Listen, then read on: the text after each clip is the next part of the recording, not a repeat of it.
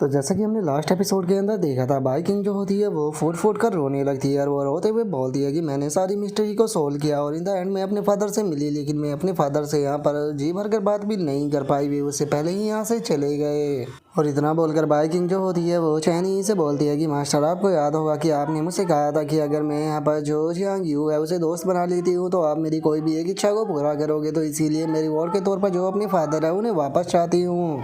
जो सुनते ही चैन ये जो होता है वो उसको बोलता है कि अगर तुम्हारे फादर की यहाँ पर बात की जाए तो उसकी लाइफ जो है वो पूरी तरह से एंड हो चुकी है। वैसे तो मैं उसे यहाँ पर दोबारा से नॉर्मल कर सकता हूँ, लेकिन उसके बाद हिस्ट्री के अंदर एक बहुत ही बड़ा कर्ज जो है वो लग जाएगा, जो कि यहाँ पर मेरे रूल के खिलाफ है। जो सुनकर बाइकिंग जो होती है वो रोते हुए चैनी से बोलती है कि मास्टर, क्या आप कोई भी तरीका नहीं है। जो सुनने के बाद चैनी जो होता है वो उसे बोलता है कि पहले तो तुम अपने आंसुओं को पूछो, मैंने अभी अपनी बात जो है वो कंप्लीट नहीं की, क्योंकि अभी के टाइम पर ये वॉर जो है वो ख़त्म हो चुकी है, लेकिन वाइट एम्परर की जो जर्नी है वो अभी ख़त्म नहीं हुई।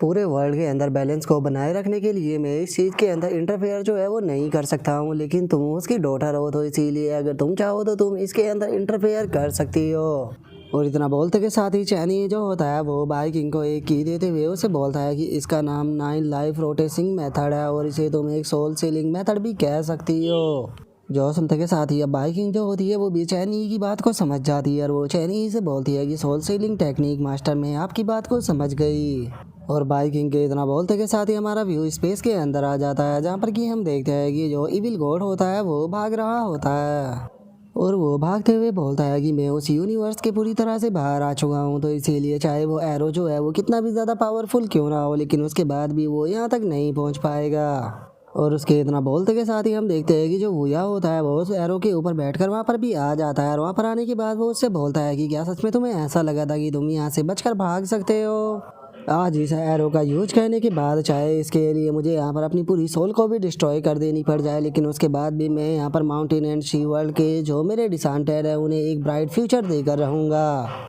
और इतना बोलते के साथ ही अब वूया जो होता है वो फुल स्पीड में उसकी तरफ बढ़ने लगता है और उसकी तरफ बढ़ते हुए बोलता है कि लॉर्ड ऑफ रीइंकार्नेशन, चलो टाइम आ चुका है, हम दोनों जो है वो यहाँ पर साथ में ही मरते हैं। जो सुनकर लॉर्ड ऑफ रीइंकार्नेशन जो होता है वो भी बहुत ज़्यादा घबरा जाता है और वो चिल्लाते हुए बोलता है कि नहीं, मैं इस तरह से नहीं मर सकता।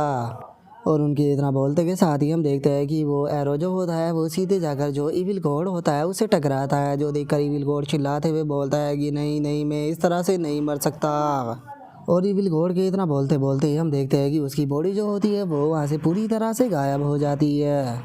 जिसके बाद अब वो या जो होता है वो अपने मन में सोचता है कि जो स्काई फॉक्स गॉड थी उनका ओरिजिनली प्लान ये था कि उनका सीक्रेट मेथड जो है ये 9 टेल अल्टीमेट डिवाइन टेक्निक ये 10 जनरेशन तक पास ऑन होता रहेगा और जो 10वीं जनरेशन आएगी वो पूरी तरह से इस टेक्निक को मास्टर करेगी और इस टेक्निक को मास्टर करने के बाद इविल गॉड को पूरी तरह से ख़त्म कर देगी। मैंने ये कभी भी नहीं सोचा था कि मैं कभी इस चीज़ को अपनी आंखों से देख पाऊंगा। मुझे लगा था कि जिस तरह से स्काई फॉक्स गॉड जो थी उनकी कॉन्शियसनेस धीरे धीरे टाइम के साथ में ख़त्म हो गई, मेरी कॉन्शियसनेस भी इसी तरह से धीरे धीरे टाइम के साथ में ख़त्म हो जाएगी। लेकिन ये किसने ही सोचा था कि मेरी डॉटर जो है वो इतनी ज़्यादा टैलेंटेड निकलेगी। सच में गॉड जो है उसने मुझे ये गिफ्ट दिया है, जो कि यहाँ पर मेरी बेटी जो थी वो बाइकिंग थी।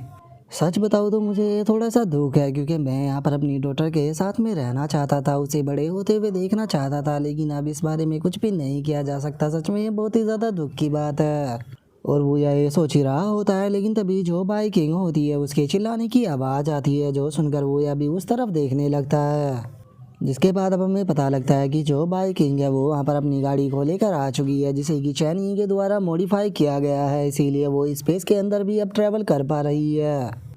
और अब वोया को देखते के साथ ही बाइकिंग जो होती है वो अपने पास से जो इनहेरिटेंस वाला आर्टिफैक्ट होता है उसे अपने फादर की तरफ फेंकते हुए बोलती है कि उसे मेरे लिए पकड़ो। और उसके इतना बोलते के साथ ही अब हम देखते हैं कि वहाँ पर जो सभी स्काई फॉक्स होते हैं वो चारों तरफ से आने के बाद जो वोया होता है उसे अपनी सील से वहाँ पर बांधने लगते हैं, जो देखने के बाद वोया उसे बोलता है कि आखिर तुम ये लोग क्या कर रहे हो। जो सुनकर जो सेकंड जनरेशन की फॉक्स होती है वो उसे बोलती है कि टेंशन मत लो, जल्दी ही तुम समझ जाओगे।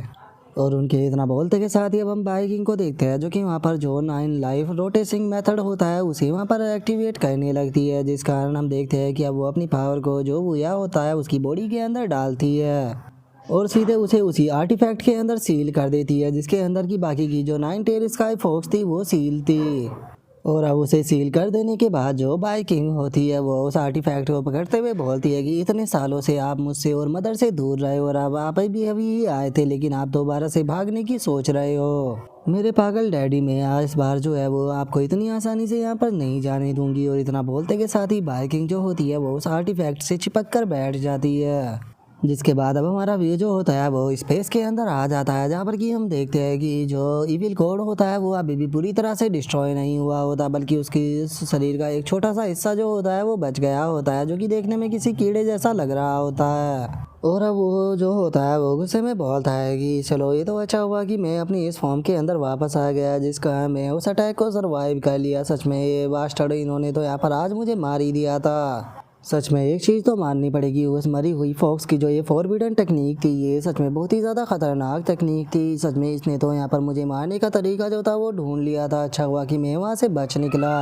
और इतना सोचते सोचते हम देखते हैं कि वो पीछे हट ही रहा होता है, लेकिन तभी वो किसी चीज़ से टकरा जाता है। और गाइस आप समझ ही गए होंगे कि ये यहाँ पर किससे टकराया है। और सच बताओ तो मुझे यहाँ पर इस बेचारे के ऊपर तरस आ रहा है, क्योंकि यहाँ पर बच्चा बच्चा जानता है कि अब इसके साथ में यहाँ पर क्या होने वाला है। और अब वो कीड़ा जो होता है वो बिना चैनी की तरफ देखे ही चिल्लाते हुए उससे बोलता है कि क्या तुम्हारा ज़िंदगी से मन भर गया है? तुम जानते भी हो कि मैं कौन हूँ। लगता है कि तुम्हारा यहाँ पर कुछ ज़्यादा ही मरने का शौक़ है। और वो इतना बोल ही रहा होता है, लेकिन तभी जो चैनी होता है वो उसे अपने एनर्जी हैंड से पकड़ लेता है। और उसे अपने एनर्जी हैंड से पकड़ते ही हम देखते हैं कि वो उसे पूरी तरह से वहाँ पर कुचल देता है। और गाइस मुझे लगता है कि यहाँ पर आपको जवाब मिल ही गया होगा कि आखिर चैनी जो था उसने क्यों इस वॉर के अंदर इंटरफेयर नहीं किया, क्योंकि चैनी के सामने ये जो इविल गॉड था इसकी औकात किसी कीड़े से ज़्यादा कुछ भी नहीं थी। चैनी जब चाहता तभी इसे मार सकता था, इसीलिए उसने वॉर के अंदर पार्टिसिपेट नहीं किया, क्योंकि वो केवल आते ही इसे ख़त्म कर देता, जिसका हम जो वॉर थी उसका मज़ा पूरी तरह से बिगड़ जाता। और अब जियाओसी जो होती है वो चैनी से बोलती है कि मास्टर आपने तो इसे यहाँ पर मार दिया, ये खुद को 12 पिलर गॉड जो था वो बता रहा था, तो इसीलिए हम इसे यहाँ पर वूलिंग को दे सकते थे। हो सकता था कि उसे इससे कोई इन्फॉर्मेशन मिल जाती। जो सुनकर चैनी जो होता है वो जियाओशी से बोलता है कि जो वूलिंग है वो इन कीड़ों से बहुत ज़्यादा नफरत करती है। अगर मैं इस तरह की चीज़ उसके पास में भेजता तो वो मेरे पे ही गुस्सा हो जाती, तो इसीलिए मैं उसे गुस्सा नहीं करना चाहता। और रही बात इन्फॉर्मेशन की, तो वैसे भी पहले ही हमें जो ग्रीन बालों वाली लड़की है उसके बारे में इन्फॉर्मेशन मिल चुकी है, और मुझे लगता है कि इससे ज़्यादा इन्फॉर्मेशन जो है हमें उससे प्रोवाइड होगी। जो सुनकर जियाओसी जो होती है वो चैनी से बोलती है कि मास्टर तो फिर आप उस ग्रीन बालों वाली गॉड को कब पकड़ने वाले हो। जो सुनकर चैनी उससे बोलता है कि अभी तो वूलिंग ने मुझे कोई भी रिपोर्ट नहीं दी, लगता है कि वो जल्दी ही उसे पकड़ लेगी। जो सुनते के साथ ही बाई किंग जो होती है वो चैनी से बोलती है कि चलो मास्टर ये तो काफ़ी अच्छी बात है। और हाँ मास्टर, मैं एक और बात जो थी वो आपको बताना चाहती थी, चूँकि यहाँ पर जो बाई किंग है उसका मिशन कंप्लीट हो गया, तो इसीलिए अब आपके नेक्स्ट डिसाइपल जो है वो ओपन हो चुका है। तो क्या आप अपने न्यू डिसाइपल की इन्फॉर्मेशन जो है वो देखना चाहते हैं। जो सुनकर चैनी जो होता है वो उसे बोलता है कि अभी नहीं, मैं बाद में देखूंगा। और उसके इतना बोलते के साथ ही अब हमारा व्यू जो होता है वो टाइम एंड स्पेस के आउटसाइड में आ जाता है, जिसे कि हाईएस्ट हेवन भी कहा जाता है। तभी हमें वहाँ पर किसी की आवाज़ आती है जो कि गाया से बोलती है कि ठीक है अब मैं समझ गई हूँ। जो सुनकर गाया जो होती है वो उससे पूछती है कि तुम कैसे समझ गई हो। और उसके इतना बोलते ही अब हम वहाँ पर सुप्रीम कमांडर को देखते हैं। और गाइस अभी हमें इस कोड के नाम के बारे में नहीं बताया गया, तो इसीलिए हम इसे सुप्रीम कमांडर ही बोलेंगे।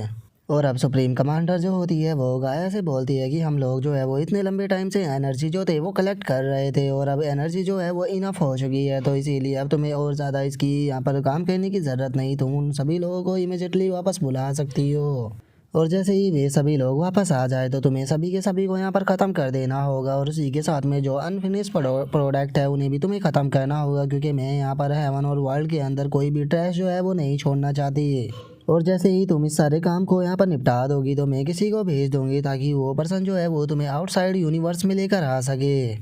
और सुप्रीम कमांडर की इस बात को सुनते के साथ ही जो गाया होती है वो बहुत ज़्यादा शौक हो जाती है, और वो शौक होते हुए बोलती है कि क्या तुम चाहती हो कि मैं वापस जाऊँ। आखिर तुम ये किस तरह की बात कर रही हो, क्योंकि पहले ही जो डाउ जून है वो यहाँ पर मेरी एग्जिस्टेंस के बारे में पता कर चुका है। तो अगर एक बार मैंने यूनिवर्स के अंदर पैर रखा तो चाहे मैं कितनी भी कोशिश क्यों ना कर लूँ, लेकिन उसके बाद भी मैं उसके हाथों से नहीं बच पाऊंगी। तो क्या तुम मुझे यहाँ पर उसके हाथों से मरवाना चाहती हो। जो सुनते के साथ ही सुप्रीम कमांडर जो होती है वो उसे कोई चीज़ देते हुए उससे बोलती है कि फादर ने कहा था कि ये चीज़ जो है वो मैं तुम्हें दे दूँ। जो सुनते ही जो गाया होती है वो भी थोड़ी सी सरप्राइज हो जाती है। और अब सुप्रीम कमांडर जो होती है वो उसे बोलती है कि फादर ने ये चीज़ तुम्हें देने के लिए बोली थी और उन्होंने मुझे कहा था कि तुम्हें तुम्हारे काम से यहाँ पर बहुत ज़्यादा खुश है क्योंकि तुमने इस बार बहुत ही अच्छा काम किया है, तो इसीलिए तुम्हें घबराने की बिल्कुल भी ज़रूरत नहीं है। चाहे हमें यहाँ पर जो चैन ही है उसका सामना भी क्यों ना करना पड़ जाए, लेकिन उसके बाद भी हम तुम्हारे जैसी एक इम्पोर्टेंट गोल को खो नहीं सकते हैं, तो इसीलिए तुम्हें टेंशन लेने की बिल्कुल भी ज़रूरत नहीं है। चैनी जो है वो इस टाइम पर बहुत सारे यहाँ पर हमारे डिजास्टर बीस्ट जो है उन्हें ख़त्म कर चुका है, तो इसीलिए अब केवल तुम ही हो जो कि यहाँ पर इस चीज़ को कर सकती हो, तो इसीलिए तुम्हें ये चीज़ जो है वो करनी होगी। और अगर यहाँ पर बात की जाए चैनी की, तो अभी के यहाँ पर इंफॉर्मेशन के मुताबिक चैनी जो है वो अभी माउंटेन एंड शी वर्ल्ड के अंदर अपने डिसाइपल के साथ में है, तो इसीलिए मुझे नहीं लगता कि वो यहाँ पर तुम्हारे बारे में पता कर पाएगा, क्योंकि अभी वो हमारे जो रीइंकार्नेटर है उनके साथ में बैठने में थोड़ा बिजी है, तो इसीलिए अगर तुम्हारा यहाँ पर सामना हुआ भी तो जहाँ तक मुझे लगता है कि चैनी से नहीं बल्कि यहाँ पर उसके जो सबऑर्डिनेट है उनसे तुम्हारा सामना होगा, और उनके साथ में डील करना तुम्हारे लिए बड़ी बात नहीं है।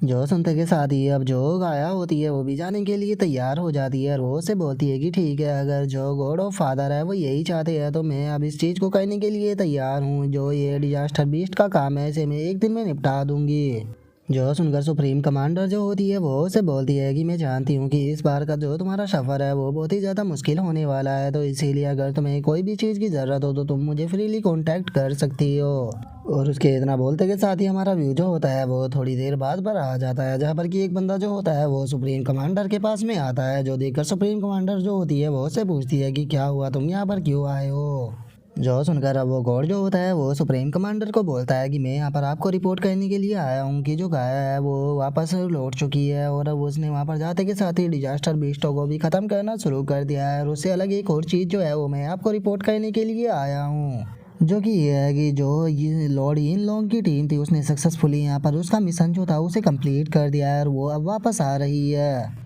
और अगर इस वॉर के दौरान यहाँ पर जो लॉर्ड यिन लॉन्ग है उनकी बात की जाए तो उसने आसानी से यहाँ पर 9 एनिमी जो थे उन्हें हरा दिया, और उसी के साथ में जो 2 लॉर्ड ऑफ गॉड थे उन्हें भी बहुत ही आसानी से खत पर कैप्चर कर लिया। तो इसीलिए आप ऐसा कह सकते हो कि उसने यहाँ पर अपना मिशन जो है वो बहुत ही अच्छे से कंप्लीट किया है, और अगर वे इस मिशन के दौरान नहीं होते तो इस बार हमारा बहुत ज़्यादा नुकसान भी हो सकता था। जो सुनकर सुप्रीम कमांडर जो होती है वो उस गॉड से बोलती है कि क्या ये इन लोग ने पवेलियन के जो लोग थे उनकी आइडेंटिटी के बारे में पूछने की कोशिश की है। जो सुनते के साथ ही जो वो गॉड होता है वो सुप्रीम कमांडर को बताता है कि नहीं, ऐसा कुछ भी नहीं हुआ। अगर यहाँ पर रिपोर्ट की माने तो जो लॉर्ड इन लॉन्ग थे वो जाते थे अपने एनिमी से फाइट कर उसे हरा कर फिर दोबारा से आकर आराम से लेट जाते थे।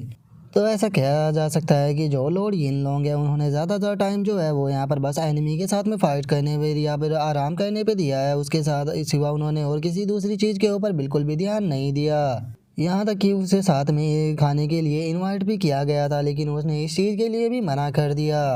जो सुनते के साथ ही अब सुप्रीम कमांडर जो होती है वो बोलती है कि सच में मैंने ये कभी भी नहीं सोचा था कि जो लॉर्ड यिन लॉन्ग जो कि अभी अभी यहाँ पर दोबारा से रिक्रूट हुआ है वो उसके अंदर अभी भी इतनी पावरफुल फाइटिंग पावर होगी। लेकिन चलो, अब जो ये आर्टिफैक्ट है ये दोबारा से मेरे हाथ में आ चुका है, तो इसीलिए अब इसकी चेस पीस जो है उसे यहाँ पर चलाने का टाइम आ चुका है। जो सुनते ही वो गॉड जो होता है वो सुप्रीम कमांडर से पूछता है कि और मेजेस्टी आप क्या कहना चाहती हो। जो सुनते ही सुप्रीम कमांडर जो होती है वो उसे बोलती है कि जो मिस्टर फैंग है उनसे बोलो कि वे सारे के सारे यहाँ पर कैजुअल लाइन जो है उन्हें कट ऑफ कर दे, और उसे अलग जो मदर ऑफ गाया है उसकी एग्जिस्टेंस को हाईएस्ट हेवन के साथ में पूरी तरह से यहाँ पर ख़त्म कर दे, क्योंकि मैं नहीं चाहती कि उसके बारे में अब किसी को कुछ भी पता लगे। और गाया का नाम सुनते के साथ ही अब वो गॉड जो होता है वो भी थोड़ा सरप्राइज हो जाता है, और वो सरप्राइज होते हुए बोलता है कि क्या आप यहाँ पर जो लॉर्ड गाया है उसे ख़त्म करना चाहते हो। जो सुनते ही जो सुप्रीम कमांडर होती है वो उसे बोलती है कि यहाँ पर जो गाया है उसकी आइडेंटिटी एक्सपोज हो चुकी है, तो इसीलिए हम चाहे कुछ भी क्यों ना कर ले, लेकिन जो राव जून है वो एक ना एक दिन उसे यहाँ पर ले ही जाएगा,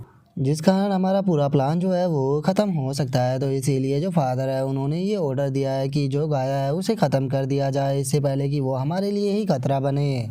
और उसके इतना बोलते के साथ ही अब हमारा व्यू जो होता है वो रिहिन लैंड के ऊपर आ जाता है, और हमें इसके बारे में बताया जाता है कि ये सब स्पेस है जो कि हिडन यूनिवर्स के अंदर है, जहाँ पर कि हम चैनी के सबॉर्डिनेटों को भी देखते हैं, जहाँ पर कि जो कैट गर्ल होती है वो भी आई होती है, और उसके साथ में हम एक और बंदे को देखते हैं जिसके बारे में हमें बताया जाता है कि ये लॉर्ड ग्रीन ड्रैगन है। और अब ग्रीन ड्रैगन जो होता है वो कैट गर्ल से बोलता है कि यहाँ पर आते हुए मैंने बहुत सारे यहाँ पर फैमिलियर फेस जो थे वो देखे थे, लेकिन मुझे समझ में नहीं आया कि आखिर क्यों यहाँ पर जो योर मेजेस्टी है उसने हम चारों को भेजा है। क्या जो यहाँ पर डिवाइन वॉर है वो स्टार्ट होने वाली है? जो सुनते के साथ ही कैट गर्ल जो होती है वो उसे बोलती है कि नहीं, ऐसा कुछ भी नहीं है, यहाँ पर कोई वॉर जो है वो नहीं होने वाली, यहाँ पर हम जो है वो एक गॉड को पकड़ने के लिए आए हैं। और सच बताओ तो यहाँ पर हमारा ओरिजिनल प्लान जो था वो यहाँ पर तुम्हें लेकर आने का नहीं था, लेकिन ये और मजेस्टी के कहने पर जो सिस्टर वोलिंग थी उसने ओरिजिनल प्लान को चेंज किया और तुम्हें भी यहाँ पर ऐड कर दिया।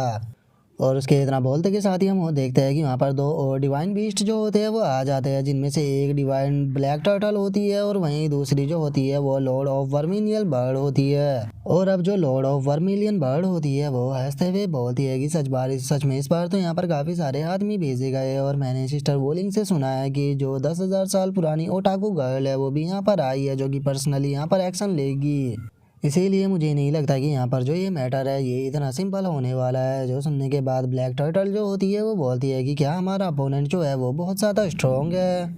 जो सुनते के साथ ही कैट गर्ल जो होती है वो उनसे बोलती है कि इस चीज़ से कोई फ़र्क नहीं पड़ता कि यहाँ पर हमारा अपोनेंट पावरफुल है या नहीं है, यहाँ पर सबसे बड़ी प्रॉब्लम की बात यह है कि यहाँ पर इस मिशन के अंदर इस बार जो तियानजू है वो भी आई है और तुम लोग अच्छे से ही जानते हो कि जो तियानजू है वो कितनी बड़ी सरदर्द है। और अब तियानजू का नाम सुनते के साथ ही तो उन तीनों की जो खुशी होती है वही गायब हो जाती है और जो ब्लैक टर्टल होती है वो बोलती है कि लगता है कि अब यहाँ से वापस जाने के लिए काफ़ी ज़्यादा देर हो चुकी है। तभी जो ग्रीन ड्रैगन होता है वो वहाँ से जाते हुए बोलता है कि मुझे अभी अभी ही याद आया कि मेरा पेट जो है वो ख़राब है, तो इसीलिए मैं यहाँ से वापस जा रहा हूँ।